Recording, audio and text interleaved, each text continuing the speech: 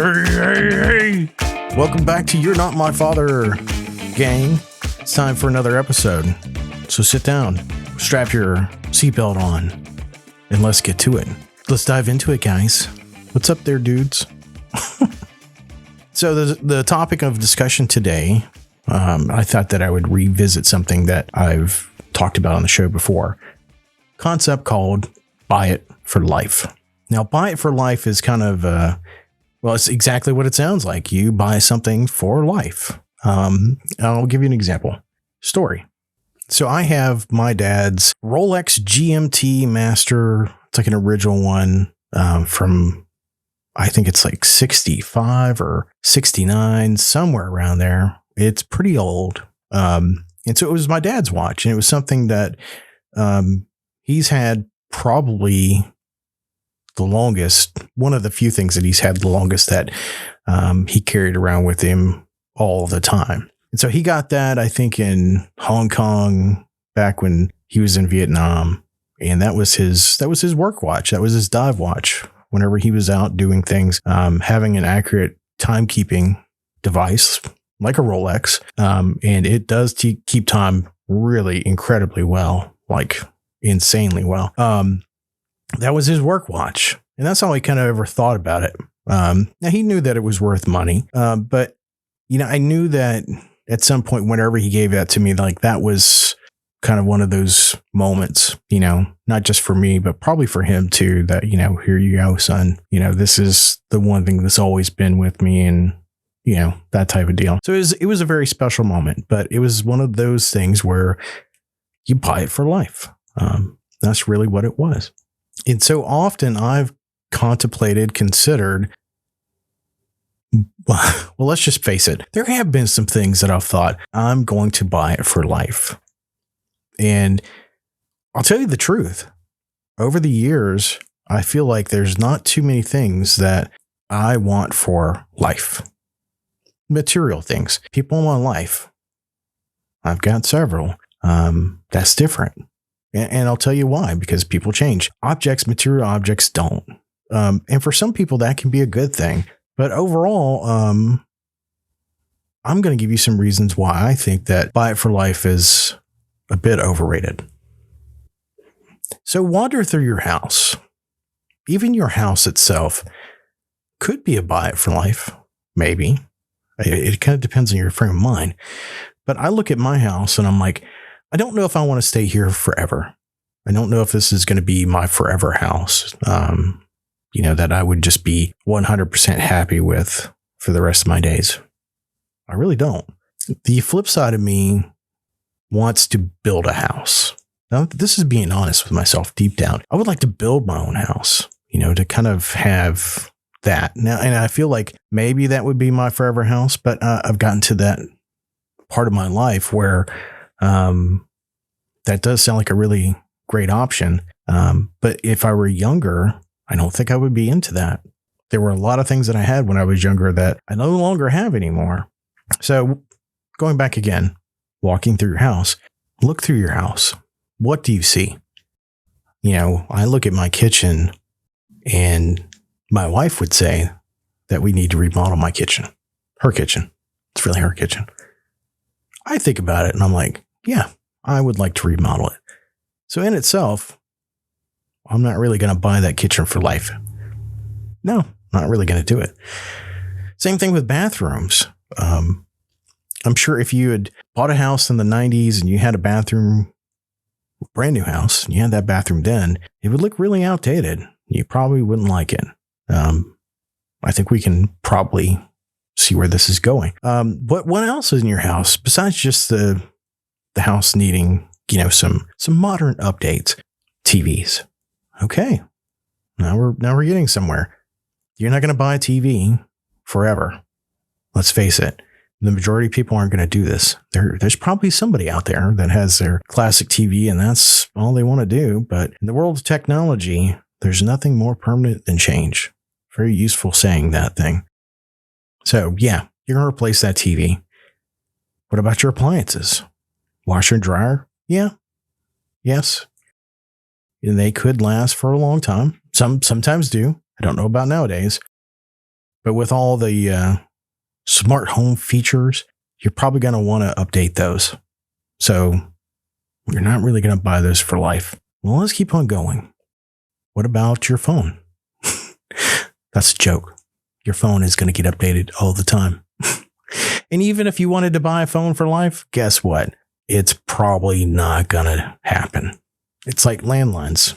Landlines almost don't exist anymore. They're going away. Most of it's strictly cellular or voice over IP, that type of stuff. Your car. Now, here's where I could see some people, a greater majority of people, not certainly the majority, but a greater majority of people saying, hey, I'll keep this car and I'll drive this car for a while. Because the reality of it is I see people doing that. And I think if I had the right car, I probably would too, more or less. But honestly, I do like new cars. I like the technology. I'm a technology person. I'm into that scene. That's just where I'm at. So the car, I can see. I can see that. But certainly not for life. Not much anymore if you bought it today. Just because, who knows where we're going as a country, as a world. Is gas going to be around for another 50, 60 years? Probably. But in what capacity? So it's hard to say. I feel like you don't want to buy an electric car right now for life. That's for sure. So let's keep going through our house. You've got your bedroom. Okay. A bed. Here we go. This is interesting. The bed frame. Now here's something, here's something. I keep saying that a lot. Furniture is probably a good thing to think of as like, you could probably buy that forever. Buy it for life. Sorry. I keep getting those mixed up. Forever does sound like a long time. And I guess if it's your lifespan, then forever could seem like for life. So forgive me. Give me a little grace there. But yeah, your furniture, your bed could last for a long time. I've heard of people. I dated a person one time. I believe that she inherited her parents' bed, which I thought was both comforting and kind of weird to a certain degree. But it was interesting. Some furniture gets handed down, but it's up to you. It could be a buy it for life thing. It could be, you could be like a Winston Wolfe kind of thing. Jimmy, I'm an oak man. What about you? Yeah, it could be. What else in your bedroom? TV, nightstand. Yeah, maybe. I don't know. Where else? In your garage? Your garage is going to change quite a bit. Or maybe not. I'm not sure what in your garage could be a buy it for life kind of scenario. So let's talk about probably what the more common things that people talk about in the buy it for life type of world. And that's usually like your everyday objects that you have like on you, like your personal effects. Sunglasses. Buy it for life. Maybe. I get it. Maybe. Although I think that your glasses would probably get scratched up quite a bit, like the lenses. Sure, maybe you could pop out the lenses and refresh them or whatever, but honestly, I just don't buy that one. A pen. Now, I've seen pins for people. There are pins for people. I've seen people that have pins, like fountain pens or other pens or refillable pens. I can definitely see this. I think this is kind of a cool concept of you having your trusty pen that goes everywhere with you. This is pretty cool. So I would agree with that one. Keychains. No. I doubt it.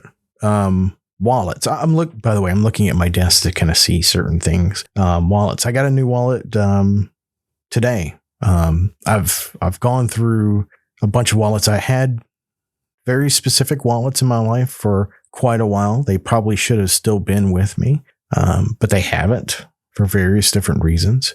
And anyway, we'll take a sidebar here into the wallet world. I used to be a back pocket wallet person. And then at some point, I started carrying so much in my back pocket wallet that it was starting to affect my spine because, I sit at a desk most of the day. So you're sitting at a desk and you've got an extra 2 inches on one butt cheek that is kind of lifting you up at an angle. And meanwhile, you're trying to stay kind of steady. To this day, I think maybe that my neck is kind of somewhat crooked because of my wallet. I can't prove that. But then I switched to putting my wallet in my front pocket at some point, and that has actually helped out quite a bit. But I've wanted to cut down on the clutter because, why do you need all this stuff in your wallet? You just don't. I've got a few credit cards, my driver's license, a couple dollars tucked away, and that's about it.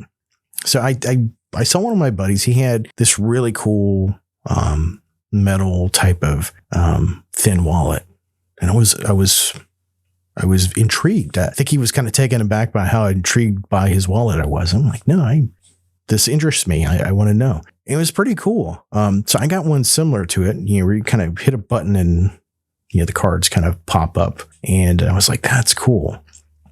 But one of the things I didn't like about it was metal. Didn't flex out too well. I have an RFID card for my front door at my office. And so I would have to pop it out to open up the door. I much rather prefer to, since it was in my front pocket, kind of do a little dance and shimmy my hip up against the door and open it up because that looks cool. Said no one. Or I can just take out my wallet and just kind of wave it over the door and I'm good to go. So yeah, the metal wallet didn't work out too well. So I got a leather one. And so supposedly, maybe, I don't think that the manufacturer says that, it's a buy it for life kind of deal, but they use a lot of imagery that kind of implies that, but it feels like it. But you know what? At some point, I'm going to be like, I want a different wallet. Something else is going to come cool. And that's what I want. As far as carrying a knife with me, I'm like my dad. I can't carry the one same knife every day, day in and day out for years and years.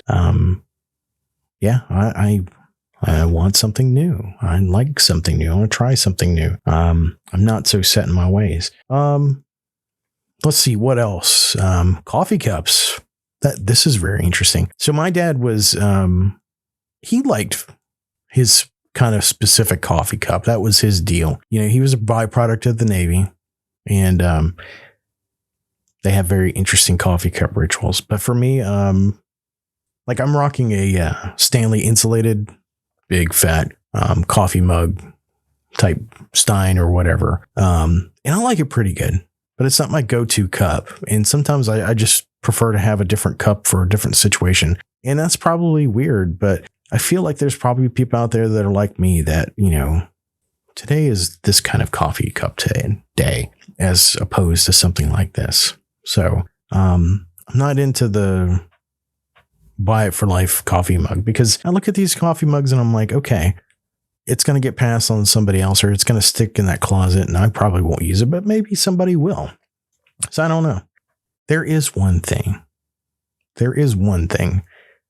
that I have, or multiple things that I have that I would say are definitely buy it for life. And I will say really good quality musical instruments. And of course, in my case, I would say guitars. Guitars are works of art that you can play, that you can use. It's really, really kind of interesting. I think, and maybe I'm just having an epiphany now. Ding.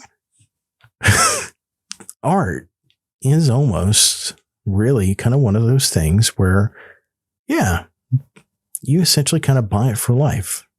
I would think. Maybe. Let's kind of walk through that. I don't have much art in my house. Not a whole lot, but I have some. So I've got some prints that I have framed, really good frames. And so for practical purposes, for people like me who are not going to be anywhere near spending 20 grand or whatever it is on an original work of art, these prints do me really, really well. But I love them a lot. So I have a print of Conan the Barbarian by Frank Frazetta. It's a really great print. It's framed really well. I love it. I feel like that will be with me to my dying day.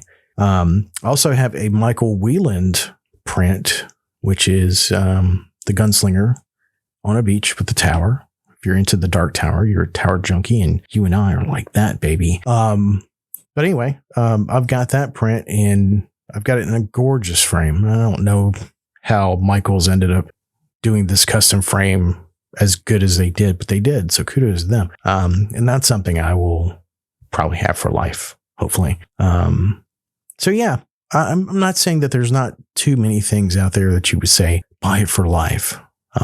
There are some, but I feel like as we are growing in our world, technology and all the other stuff, it's really putting us into a position where we don't really value things in that kind of capacity for that long. I still think that we're probably in a fast food mentality type of world, and that we should replace something instead of trying to fix something. And it's a catch-22 of sorts. I think a lot of people want to try to fix something, but don't understand that maybe that device isn't going to get fixed, or it costs more to fix it than to buy a new one. And that is just where we're at as a society. So there you go. What are your thoughts on Buy It for Life? I usually set up polls on these podcasts, so if you've got a question or a thought or whatever, feel free to chime in. I would love to be able to put your thoughts into our podcast and turn it into a conversation. But that's okay. If you're not into that, or you're not a podcast person who is listening to podcasts and able to type things, or want to go to a site and type in something, I totally get it. And that's okay. I'm going to still keep trying to bring you really great content that entertains, stimulates, and informs. Doesn't that sound like the back of a brochure somewhere? As a matter of fact, I might put that in one of my brochures at work. Oh, man. Before I leave, I'll give you a quick update on my keto. That sounds like a furniture product, my keto. I got this Makito couch. So keto is still going fairly well for me. I'm not seeing like explosive type of weight loss or anything like that, but it feels very natural. It feels very gradual. I can start to see it in my face, and it's the way some of my clothes are wearing. So, so far so good. If hypothetically I'm losing a pound a week, theoretically, maybe I'm down 5 pounds. Got to start somewhere. Every mountain is, grains of sands, so to speak. They didn't get built there instantaneously. So you got to have a little progress at a time. And honestly, for all the years that I've eaten unhealthy and kept staying unhealthy with my eating habits or exercise, it took some time to put it on, and it's going to take more time to take it off. So I'm still hopeful. I feel like some days I'm not eating as much protein as I should be. So I'm looking to do some things to kind of beef that up a little bit. I'm looking to add more collagen into my diet. I'm also looking to drink more water, because I also feel that maybe I'm not drinking as much water as I should. But that's it for today. This is a short episode. I feel like if I'm going to be podcasting more, I should bring you very condensed, concise podcasts that do things and whatnot. And maybe I didn't make you laugh as much in this episode, but that's okay. Because yeah, I don't have anything else after that. Besides, I'm pretty sure that the estate of Bill Cosby, or whoever owns the rights to Fat Albert, would probably not appreciate me saying the rest of it. And that's okay. So get back to your exercise, buddy. Get back to your drive, and get back to your entertainment. And if you listen to me in your bed at night, whoa, what a compliment. I applaud you. Get back to your bedtime nocturnal activities and enjoy whatever it is that you're trying to do. Yes. For You're Not My Father, I'm Thomas Greenman. Good night. Good day. Good morning. Enjoy. Is that right? I guess so.